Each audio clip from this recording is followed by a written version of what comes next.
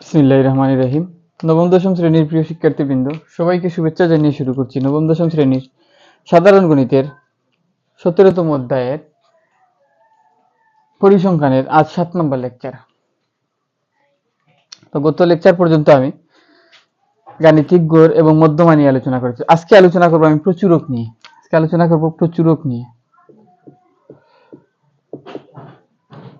প্রচুরক।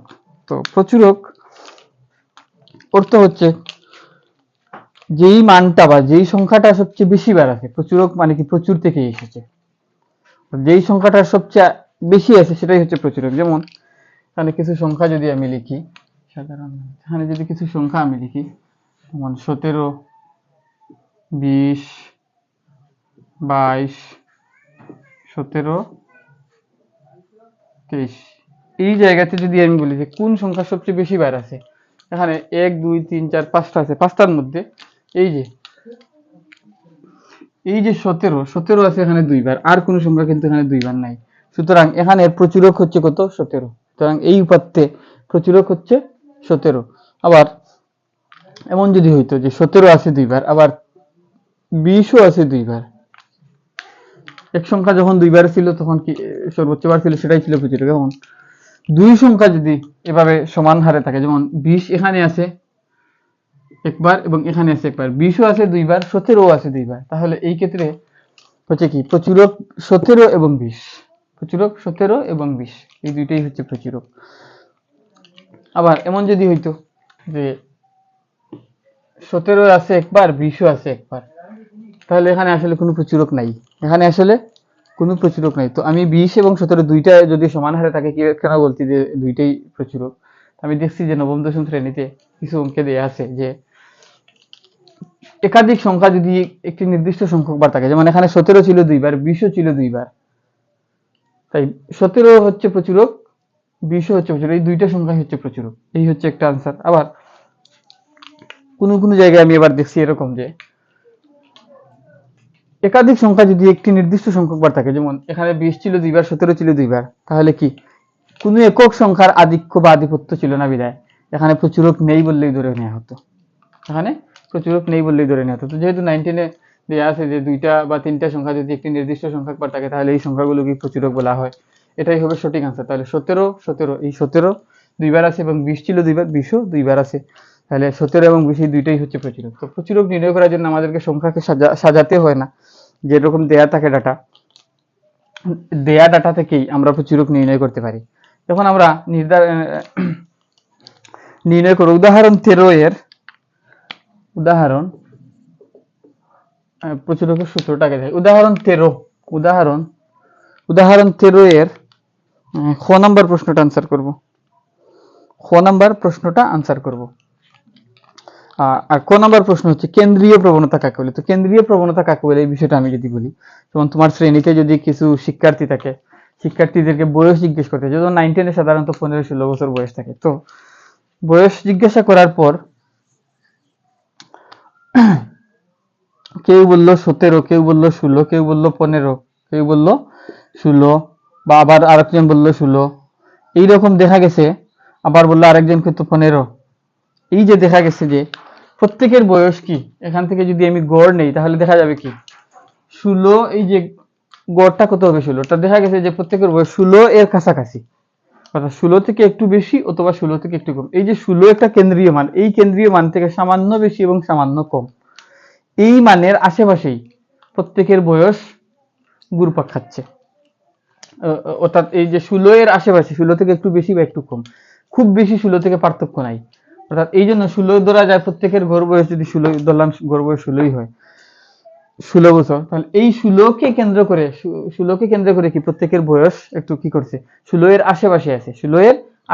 এই জন্য এই 16কে কেন্দ্র করে যেহেতু মানগুলো আশেপাশে আছে, এই জন্য এই 16কে কেন্দ্র যদি আমরা চিন্তা করি, তাহলে এই যে 16 এর আশেপাশে যে মানগুলো আছে, এই মানগুলাকে 16কে কেন্দ্র করে যে মানগুলো অবস্থান করছে, এই জন্য এটাকে বলা হয় কেন্দ্রীয় প্রবণতা। অর্থাৎ এই একটি নির্দিষ্ট সংখ্যাকে কেন্দ্র করে মানগুলা নির্ধারিত হচ্ছে, একটু কম বা একটু বেশি সবগুলোই যে 16 হবে তা না, 16 থেকে একটু বেশি বা একটু কম, এই জন্য এটাকে বলা হয় এইটাই হচ্ছে কি কেন্দ্রীয় প্রবণতা। আমি এই সংজ্ঞাটা একটু দেখি এখানে কি বলছে। অবিন্যস্ত উপাত্তসমূহ মানের উদ্যক্রম বা ক্রমশ মাঝামাঝি কোনো মানের কাছাকাছি পুঞ্জীভূত হলে হয়। এই যে এই মানের কাছাকাছি সব মানগুলা কি পুঞ্জীভূত হচ্ছে। তারপর আমরা কেন্দ্রীয় প্রবণতাকে দেখলাম, এখন আমরা কি প্রচুরক দেব। প্রচুরকের সূত্রটা আমরা দেখি। প্রচুরকের সূত্রটা হচ্ছে এমন যে প্রচুরক সমান হচ্ছে l plus f1 by f1 plus f2 into h। এই চলকগুলার মান আগে দেখি। এল হচ্ছে প্রচুরক শ্রেণীর নিম্নসীমা। এল হচ্ছে প্রচুরক শ্রেণীর নিম্নসীমা।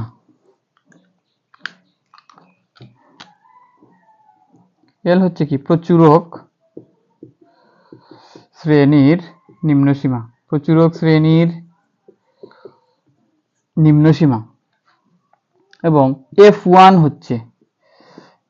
হচ্ছে প্রচুরক শ্রেণীর গণসংখ্যা। আমি অন্য কালার নীল কালার দিয়ে লিখি। প্রচুরক শ্রেণীর গণসংখ্যা ও তার পূর্ববর্তী শ্রেণীর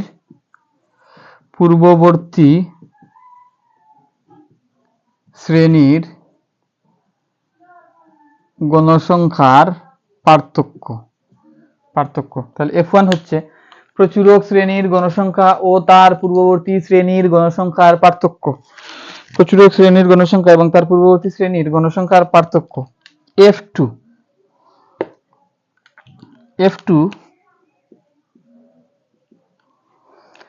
হচ্ছে প্রচুরক শ্রেণীর গণসংখ্যা ও প্রচুরক শ্রেণীর গণসংখ্যা ও তার পরবর্তী শ্রেণীর গণসংখ্যার পার্থক্য। প্রচুরক শ্রেণীর গণসংখ্যা f1 হচ্ছে প্রচুরক শ্রেণীর গণসংখ্যা এবং তার পূর্ববর্তী শ্রেণীর গণসংখ্যার পার্থক্য, এবং f2 হচ্ছে প্রচুরক শ্রেণীর গণসংখ্যা এবং তার পরবর্তী শ্রেণীর গণসংখ্যার পার্থক্য। আর h হচ্ছে সব সময় যেটা আমরা বলি যে h হচ্ছে কি শ্রেণী ব্যবধান বা শ্রেণী ব্যপ্তি। শ্রেণী ব্যবধান বা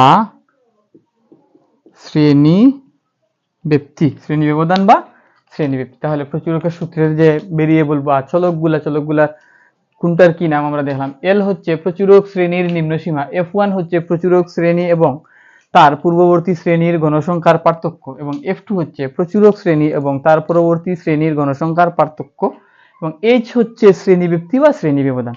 এখন আমরা একটা সারণী লিখব। সারণী থেকে আমরা এই প্রচুরকের সমাধানটা করব।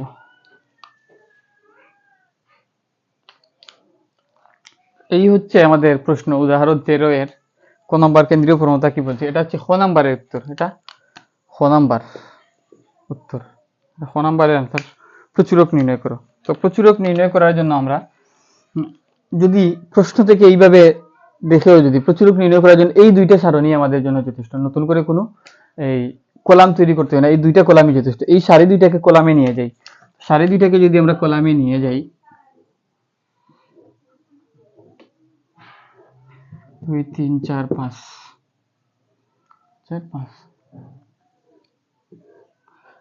এই দুইটা কলামই যথেষ্ট। একটা হচ্ছে কি শ্রেণী এবং আরেকটা হচ্ছে গণসংখ্যা, যেটাকে fi দ্বারা প্রকাশ করা যায়। গণসংখ্যাকে fi দ্বারা প্রকাশ করা যায়। তাহলে শ্রেণী হচ্ছে 11 থেকে 20, 11 থেকে 20, 21 থেকে 30, 31 থেকে 40, 41 থেকে 50, এবং 4 16 20 25, 4 16 20 25। এখন এই দুইটা কলামই আমাদের জন্য যথেষ্ট, নতুন করে কলাম তৈরি করতে হয় না প্রচুরকের জন্য। তো কেউ যদি এই কলাম তৈরি না করে প্রশ্ন থেকে আনসারটা দিয়ে দেয়, আমার মনে হয় তাও হবে। তবে একটু কষ্ট করে এই সারি দুইটাকে কলামে নিয়ে তারপর আনসার দেওয়ার চেষ্টা করবা। এখন আমি বলেছি এল হচ্ছে প্রচুরক শ্রেণীর নিম্নসীমা, সূত্রের দিকে যদি তাকাই এখন, এল হচ্ছে প্রচুরক শ্রেণীর নিম্নসীমা, F1 হচ্ছে প্রচুরক শ্রেণী এবং তার পূর্ববর্তী শ্রেণীর গণসংখ্যার পার্থক্য, এবং F2 হচ্ছে প্রচুরক শ্রেণী এবং তার পরবর্তী শ্রেণীর গণসংখ্যার পার্থক্য, এবং H হচ্ছে শ্রেণী ব্যবধান। আগে আমরা শ্রেণী ব্যবধানটা নির্ণয় করি, পরে বাকি তিনটে চলকের নাম দেখবো। শ্রেণী ব্যবধান নির্ণয় করার ক্ষেত্রে আমরা এটা দেখতে পাচ্ছি যে একটি শ্রেণীর উচ্চ সীমা এবং পরবর্তী শ্রেণীর নিম্ন সীমার মধ্যে কোনো মিল নাই, অর্থাৎ হচ্ছে কি বিচ্ছিন্ন শ্রেণী সীমা। আর বিচ্ছিন্ন শ্রেণী সীমার ক্ষেত্রে H নির্ণয়ের সূত্র হচ্ছে, শ্রেণী ব্যবধান নির্ণয়ের সূত্র হচ্ছে H সমান হচ্ছে কি, যে কোনো একটা শ্রেণীর উচ্চ সীমা থেকে নিম্ন সীমাকে বিয়োগ করব। তাহলে আমি সূত্রটা বাংলায় না লিখছি, পূর্বের ক্লাসে আমি দেখাইছি। উচ্চ সীমা থেকে নিম্ন সীমা বিয়োগ করব, তাহলে প্রথম শ্রেণীর উচ্চ সীমা কত হচ্ছে 20, বিয়োগ করব নিম্ন সীমা কত হচ্ছে 11, এবং তার সাথে আরো 1 যোগ করব, তার সাথে আরো 1 যোগ করব। যদি বিচ্ছিন্ন শ্রেণী সীমা হয় তাহলে শ্রেণী ব্যবধান নির্ণয় সূত্র হচ্ছে উচ্চ সীমা থেকে নিম্ন সীমা বিয়োগ বিয়োগফলের সাথে আরো 1 যোগ করা। তাহলে এখন করি, 20 থেকে 11 গেলে 9 যোগ হচ্ছে 1 সমান সমান কত হচ্ছে 10, অর্থাৎ শ্রেণী ব্যবধান H এর মান হচ্ছে কত 10। তাহলে H ইকুয়াল 10 আমরা পাইছি, H এর মান 10 পাইছি। তাহলে বাকি থাকলো কি আমাদের F1, F2 আর L। L হচ্ছে প্রচুরক শ্রেণীর নিম্ন সীমা, F1 হচ্ছে প্রচুরক শ্রেণী এবং তার পূর্ববর্তী শ্রেণীর গণসংখ্যার পার্থক্য, এবং F2 হচ্ছে প্রচুরক শ্রেণী এবং তার পরবর্তী শ্রেণীর গণসংখ্যার পার্থক্য। তাহলে এখন দেখি আমরা F1, F2 এবং L নির্ণয় করতে পারি কিনা। তো প্রচুরক শ্রেণী প্রত্যেকটা কার সাথে জড়িত, L হচ্ছে প্রচুরক শ্রেণীর সাথে জড়িত, F1 হচ্ছে প্রচুরক শ্রেণীর সাথে জড়িত, F2 হচ্ছে প্রচুরক শ্রেণীর সাথে জড়িত। এখন প্রচুরক শ্রেণীটাকে, প্রচুরক শ্রেণীটা হচ্ছে সেই যে শ্রেণীতে গণসংখ্যাটা সবচাইতে বেশি হবে, যেই শ্রেণীতে কি গণসংখ্যা সবচাইতে বেশি হবে। আমরা দেখি গণসংখ্যার কলামে যাই, গণসংখ্যার কলামে প্রথম কলামে প্রথম যে গণসংখ্যাটা কত হচ্ছে, দ্বিতীয় কলামের প্রথম গণসংখ্যাটা হচ্ছে 4, দেখি 4 থেকে আরো বেশি পাওয়া যায় কিনা। তাহলে এখানে পাইছি কত 16, 4 থেকে 16, তাহলে এই 4 প্রচুরক শ্রেণী না, 4 যে শ্রেণীতে আছে এই শ্রেণীটা প্রচুরক শ্রেণী না। 16 এরপরে কত আছে, পরের শ্রেণীতে আছে কি 20 এর পরের শ্রেণীতে আছে কত 25, তাহলে সর্বোচ্চ গণসংখ্যা কোথায় আছে, এই যে 25, সর্বোচ্চ গণসংখ্যা কত আছে 25 কোন শ্রেণীতে আছে, 25 আছে এই 41 থেকে 50 শ্রেণীতে, 41 থেকে 50 এই শ্রেণীতে আছে। 25 কোথায় আছে, 41 থেকে 50 শ্রেণীতে। তাহলে এখন লেখাটা কি হবে, যে এখানে সর্বোচ্চ গণসংখ্যা 25 যা 41 থেকে 50 শ্রেণীতে আছে, সুতরাং 41 থেকে 50 হচ্ছে এই প্রচুরক শ্রেণী। এই লাইনটা আমরা এখানে লিখবো। H এর মান 10 পাইছি, আমি আপাতত এটাকে মুছে দিলাম, এখানে কোথাও লিখে রাখি যে H ইকুয়াল 10 পাইছিলাম, এটাকে লিখে রাখলাম। কি তাহলে কি এই এখানে সর্বোচ্চ গণসংখ্যা হচ্ছে 25, এখানে সর্বোচ্চ গণসংখ্যা হচ্ছে 25 যা 41 থেকে 50 শ্রেণীতে আছে, সুতরাং 41 থেকে 50 শ্রেণী হচ্ছে প্রচুরক শ্রেণী। এই লাইনটা লিখবো, 41 থেকে 50 শ্রেণী হচ্ছে প্রচুরক শ্রেণী, আমি সারাটা লিখছি না। এখানে সর্বোচ্চ গণসংখ্যা হচ্ছে 25 যা 41 থেকে 50 শ্রেণীতে আছে, সুতরাং 41 থেকে 50 শ্রেণী হচ্ছে প্রচুরক শ্রেণী। দেখুন প্রচুরক শ্রেণী আমরা পেয়ে গেছি 41 থেকে 50, তাহলে L কি ছিল, প্রচুরক শ্রেণীর নিম্নসীমা। তাহলে 41 থেকে 50 যদি প্রচুরক শ্রেণী হয় তাহলে এর মধ্যে সবচেয়ে ছোট মানটা কত, নিম্নসীমাটা কত 41, সুতরাং L এর মান কত, আমি এখানে লিখতে পারি। সুতরাং আমি লাল কালি দিয়ে লিখি যে L ইকুয়াল হচ্ছে কত 41। L এর মান আমরা পেয়ে গেছি, L এর মান কত পাইছি 41 পাইছি। এখন আমাদের দরকার কি, H তো আমরা আগেই পাইছি, L এখন পেয়ে গেছি, F1 আর F2 দরকার। F1 দুইবার আছে, তাহলে একবার পেলে তো দুই জায়গায় দুইবার বসিয়ে দেব। F1 এর মান, F1 হচ্ছে প্রচুরক শ্রেণীর গণসংখ্যা ও তার পূর্ববর্তী শ্রেণীর গণসংখ্যার পার্থক্য। তাহলে প্রচুরক শ্রেণী, এটা যদি প্রচুরক শ্রেণী হয় তার গণসংখ্যা কত 25, প্রচুরক শ্রেণীর গণসংখ্যা হচ্ছে 25 এবং তার পূর্ববর্তী শ্রেণী, তাহলে প্রচুরক শ্রেণীর পূর্ববর্তী শ্রেণী কত 31 থেকে 40, এটা হচ্ছে তার পূর্ববর্তী শ্রেণী। তাহলে প্রচুরক শ্রেণীর পূর্ববর্তী শ্রেণীর গণসংখ্যা কত 20, তাহলে প্রচুরক শ্রেণীর গণসংখ্যা 25 থেকে পূর্ববর্তী শ্রেণীর গণসংখ্যা 20 যদি আমরা বিয়োগ করি তাহলে আমরা F1 পাই। তাহলে আমি লিখি এখানে যে F1 সমান হচ্ছে প্রচুরক শ্রেণী গণসংখ্যা অর্থাৎ 25 এবং তার পূর্ববর্তী শ্রেণীর গণসংখ্যার পার্থক্য মানে কত বিয়োগ, তার পূর্ববর্তী শ্রেণীর গণসংখ্যা কত 20, 20 সমান সমান কত দাঁড়াবে? 25 থেকে 20 গেলে 5। তাহলে f1 এর মান হচ্ছে কত? 5। f1 এর মান 5। f2 হচ্ছে প্রচুরক শ্রেণীর গণসংখ্যা এবং তার পরবর্তী শ্রেণীর গণসংখ্যার পার্থক্য। তাহলে f2 সমান হচ্ছে প্রচুরক শ্রেণীর গণসংখ্যা কত? 25। প্রচুরক শ্রেণীর গণসংখ্যা 25 এবং তার পরবর্তী শ্রেণীর গণসংখ্যা কত? তার পরবর্তীতে আর কোনো শ্রেণী নাই। যেহেতু তার পরবর্তীতে আর কোনো শ্রেণী নাই, তাহলে আমরা নিয়ম অনুযায়ী পার্থক্য নিতে হবে। বিয়োগ 0 সমান কত? 25। অর্থাৎ প্রচুরক শ্রেণীর পরে যেহেতু আর কোনো শ্রেণী নাই, তাই আমাদের প্রচুরক শ্রেণীর পরবর্তী শ্রেণীও যেহেতু নাই, প্রচুরক শ্রেণীর পরবর্তী শ্রেণীর গণসংখ্যাও আমাদের কাছে নাই। তাহলে গণসংখ্যা কত আছে? পরবর্তী শ্রেণীর গণসংখ্যা কিছু নাই মানে কি? 0। তাহলে 0কে বিয়োগ করলাম 25 থেকে 0 বিয়োগ করলে 25 হয়। এখন এই মানগুলা নিয়ে বসে এই সূত্রতে নিয়ে বসাই। এই সূত্রতে যদি আমি বসাই, এই অংশটুকু এখন মুছে এখানে সূত্রটা লিখি। এখানে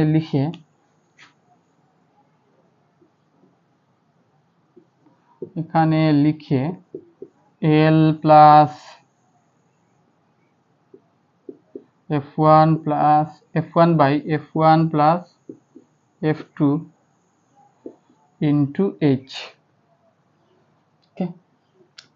L এর মান কত পাইছি? L এর মান পাইছি 41। L এর মান 41 প্লাস f1 এর মান কত পাইছি? 5। f1 এর মান পাইছি 5। নিচে f1 এর মান 5 প্লাস f2 এর মান কত? 25 এবং h এর মান কত পাইছি? 10। h এর মান কত পাইছি? 10।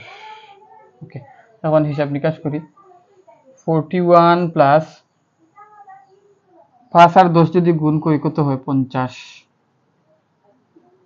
নিচে আছে কত? 30। এই 5 আর এই 10 গুণ করলে 50। এই 25 আর 5 যদি নিচে যোগ করি তাহলে 30। এখন এই 0 কাটা, তাহলে 41 প্লাস 5 কে যদি 3 দ্বারা ভাগ করি, 1.67 হয়। 1.67 সুতরাং প্রচুরক হচ্ছে 42.67 এটি। এইটাই হচ্ছে 42.67, এইটাই হচ্ছে আমাদের প্রচুরক। তাহলে প্রচুরক আমরা বের করতে পারছি। প্রচুরক কি এটা বুঝলাম, প্রচুরকের সূত্র কি এইটাও দেখলাম। এখন এর পরবর্তীতে আমি আজকে আর দেখাচ্ছেন। আচ্ছা, একটা বিষয় আমি এখানে দেখাই। এই যে বিচ্ছিন্ন শ্রেণী ব্যবধান, এই শ্রেণী ব্যবধানটাকে আমি অবিচ্ছিন্ন করতে চাই। অর্থাৎ একটা শ্রেণীর উচ্চ সীমা এবং পরবর্তী শ্রেণীর নিম্ন সীমা। আমি একটু এখানে দেখাই। একটু এখানে এগুলো মুছি, এখন এগুলোরও আর প্রয়োজন নাই।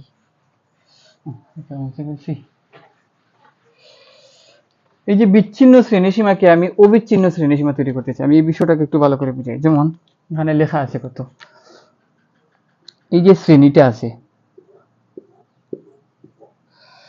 11 থেকে 20 এবং 21 থেকে 30।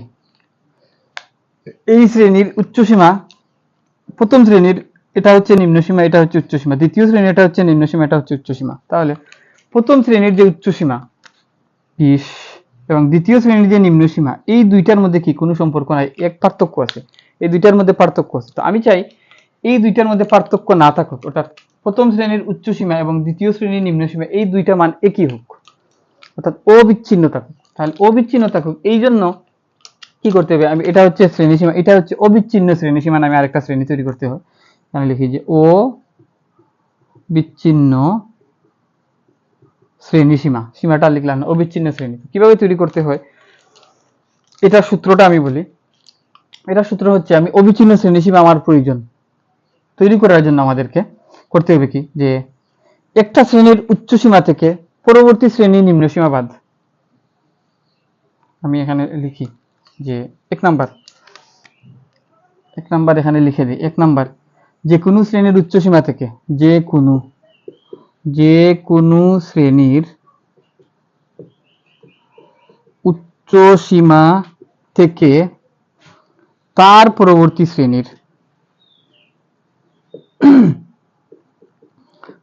শ্রেণীর নিম্নসীমা বিয়োগ করতে হবে।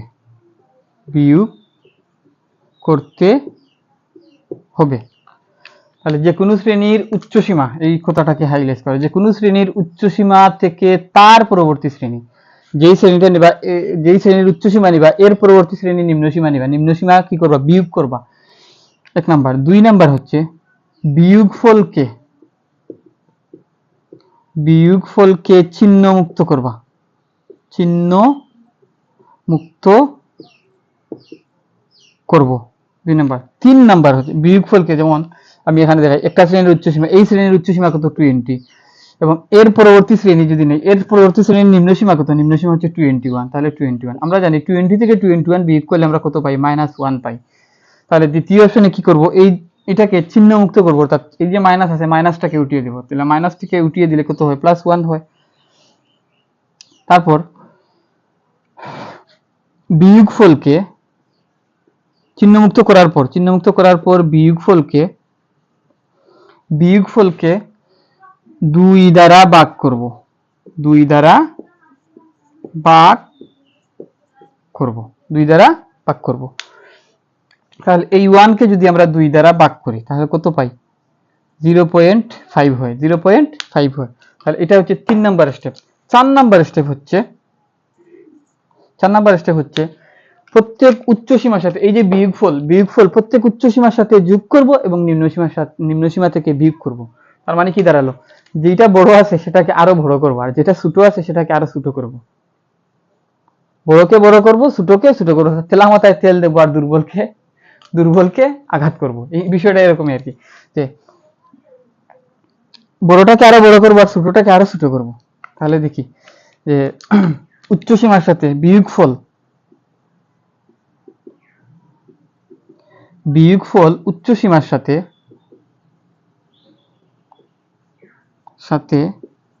যোগ করব এবং নিম্নসীমা থেকে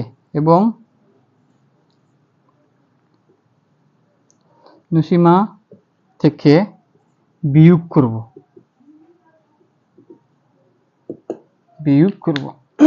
তাহলে এই যে বিয়োগফলটা পাবো, বিয়োগফলটা প্রত্যেক শ্রেণীর উচ্চসীমার সাথে যোগ করব।